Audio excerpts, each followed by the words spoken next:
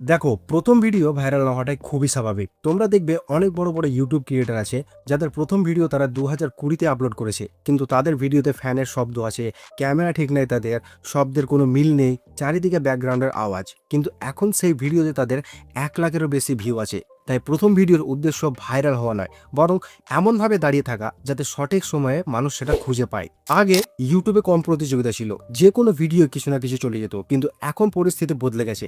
তবুও অনেকে এখন সে পুরনো স্টাইলে ভিডিও বানায়, হাই গাইস আমি অমুক, এই চ্যানেলে আমি এটা করব, এই ধরনের ভিডিও এখন আর কাজ করে না, কারণ এতে দর্শকের কোনো লাভ নেই, কারণ সমস্যার সমাধান এখানে তারা কোনো কিছুই পাচ্ছে না। প্রথম ভিডিওর আসল কাজ হলো দর্শককে পরিষ্কার কারণ দেওয়া, কেন সে এই ভিডিও দেখবে এবং এই চ্যানেলে তারা কেন ফলো করবে।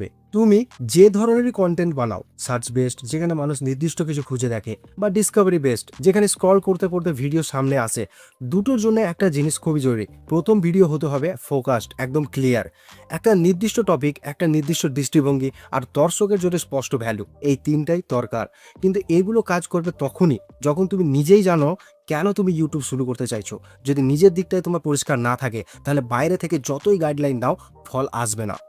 এবার আসি টপিক খোঁজার কথায়। যদি তোমার নিজ সার্চ ভিত্তিক হয়, তাহলে ইউটিউব সার্চ বারে গিয়ে একটা কিওয়ার্ড লিখো, দেখো সাজেশনগুলো আসে কি, সেগুলোই আসল মানুষের সার্চ, মানে সেগুলোই মানুষ বেশিরভাগ সার্চ করে, এগুলো থেকেই ভিডিও আইডিয়া নাও। আর যদি ডিসকভারি নিচ হয়, যেমন ব্লগ, কমেডি, লাইফস্টাইল, তাহলে তোমার নিচের জনপ্রিয় ক্রিয়েটারদের দেখো, তাদের কোন ভিডিও বেশি চলছে, কি ধরনের ফরম্যাট কাজ করছে, এই প্যাটার্ন বোঝো, তারপর নিজের স্টাইলে তোমার ভিডিও বানাও। টপিক ঠিক করার পরে নিজেকে দুইটা প্রশ্ন করো। এক, এটা কি আমার চ্যানেলের দিকের সাথে মেল খাচ্ছে? দুই, আমি কি এটা নিয়ে আত্মবিশ্বাসের সাথে কথা বলতে পারবো?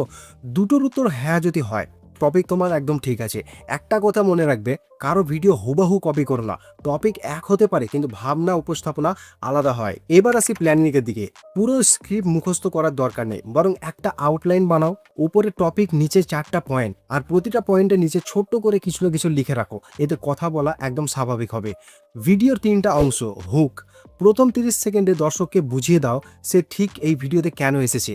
2 নম্বর হচ্ছে বডি, 3 থেকে 5টা পয়েন্টে বিষয়টা বুঝিয়ে দাও, মাঝে নিজের অভিজ্ঞতা ও উদাহরণটাও দাও।